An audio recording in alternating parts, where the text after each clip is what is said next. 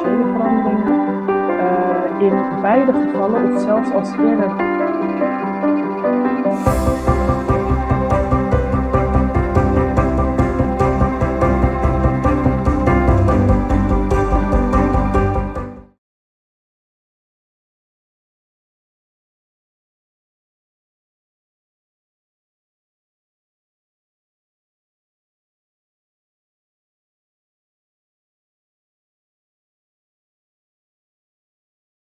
In deze video gaan we praten over prenatale blues, oorzaken en wortels van postpartum depressie. Vandaag zal Aylin ons meer vertellen over dit onderwerp. Wat is het meest significante risicofactor voor postpartum depressie, Aylin? De sterkste risicofactor is de voorgeschiedenis van stemmings- of angststoornissen, vooral als er actieve symptomen zijn tijdens de zwangerschap. Andere psychosociale risicofactoren voor postpartum depressie zijn gebrek aan sociale steun, aanhoudende gezondheidsproblemen van de baby, een moeilijk temperament van de baby, huwelijksproblemen, partnergeweld en eerder de mishandeling van andere negatieve levensgebeurtenissen. En postpartum depressie kan ook voorkomen in families. De vrouw heeft bijvoorbeeld meer kans op zo'n depressie als haar zus of moeder ook aan de stoornis leed. Ook zijn eigenschap, angst en vroege postpartum staat van angst significante voorspellers van postpartum angst. Wat zijn enkele psychosociale risicofactoren voor postpartum depressie? Belangrijke fysieke, persoonlijke, emotionele en sociale veranderingen treden op bij alle vrouwen in verband met zwangerschap, bevalling en zorg voor een baby. Een vrouw moet zich aanpassen aan veranderingen in haar lichaam, gebrek aan slaap. Daarnaast heb je ook te maken met vermoeidheid, borstvoeding, gebrek aan persoonlijke tijd en veranderingen in haar relatie met haar partner, ook op seksueel gebied. En maternale zelfzorg is vaak een lage prioriteit en kan bijdragen aan verminderd welzijn. Maatschappelijke, familiaire en professionele druk om borstvoeding te geven kan bijvoorbeeld extra stress veroorzaken bij de vrouw. En vrouwen voelen mogelijk de behoefte om snel terug te keren naar hun gewicht en vorm van voor de zwangerschap. Tijd en sociale steun op de mentale gezondheid na de bevalling. Ja, als een vrouw eerder buitenshuis werkte, moet ze haar verlof regelen, terugkeren naar het werk en beslissen hoe ze haar tijd gaat verdelen. En de beslissing om niet terug te keren naar haar werk brengt ook veranderingen met zich mee. Denk aan financiële veranderingen. In beide gevallen, of zelfs als ze eerder niet buitenshuis werkte, zal ze minder tijd hebben voor zichzelf, haar partner, haar interesses en haar vrienden. Vooral tijdens de eerste 3 maanden na de geboorte. En het is niet verwonderlijk dat veel vrouwen stemmingswisselingen ervaren en sommigen klinisch depressief worden.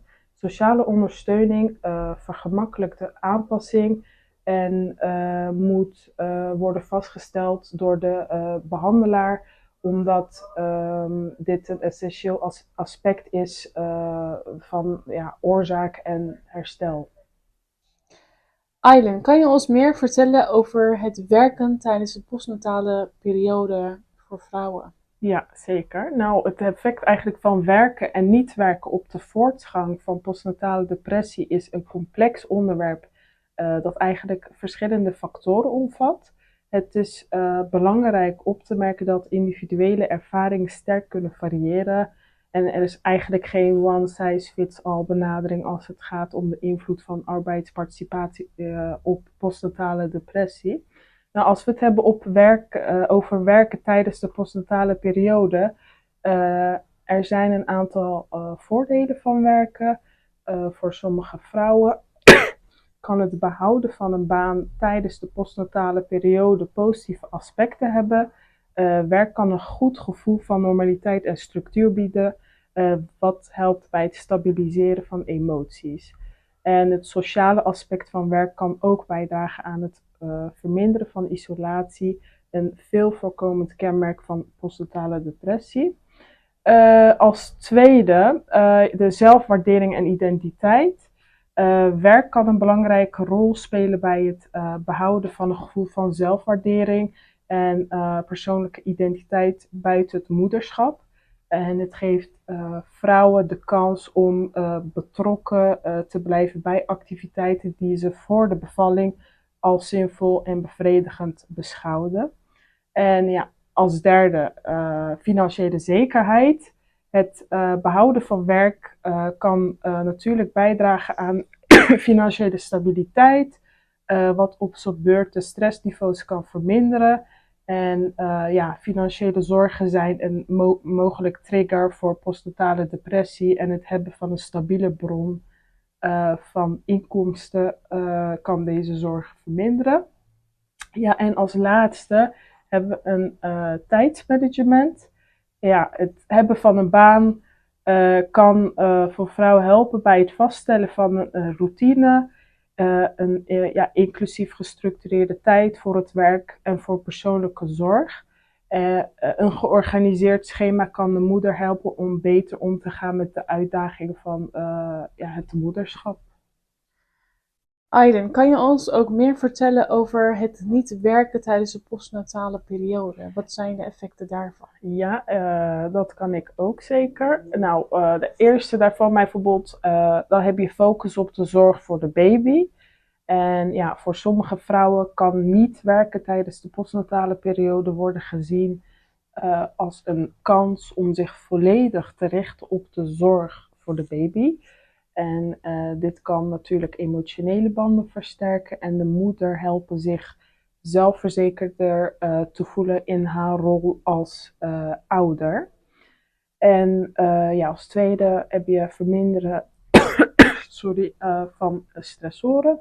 En ja, het vermijden van de druk en stress van werkverplichtingen kan een positieve invloed hebben op het verminderen van stressoren die bijdragen aan postnatale depressie.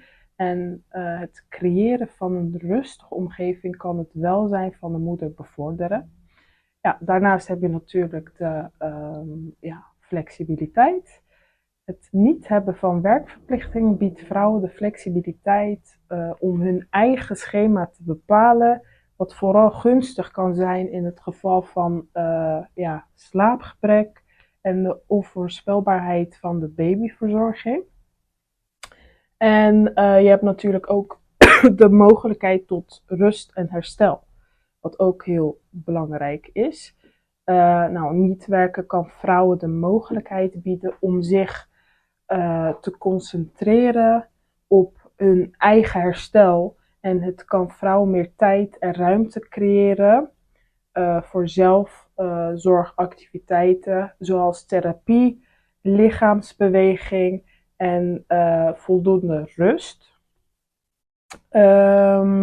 Ja, het is dus eigenlijk heel belangrijk te benadrukken dat de impact van werk of niet werken tijdens de postnatale periode sterk afhankelijk is van individuele omstandigheden en voorkeuren.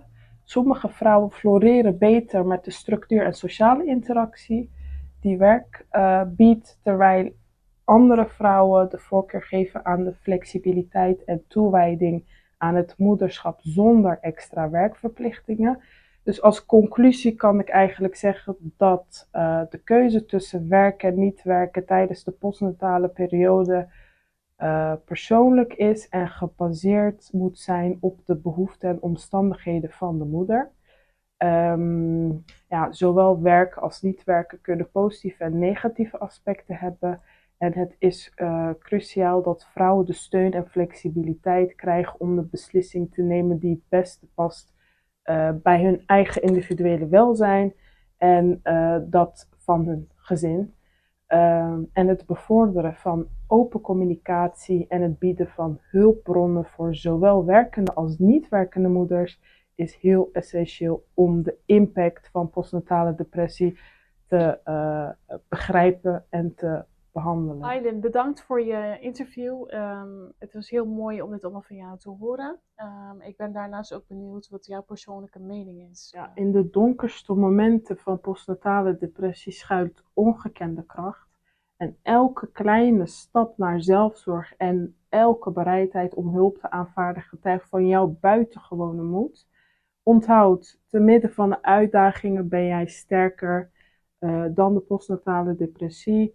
En geef jezelf dan ook de ruimte om te genezen, stap voor stap. Al zijn het kleine stappen. En ontdek de veerkracht die diep in jou schuilt.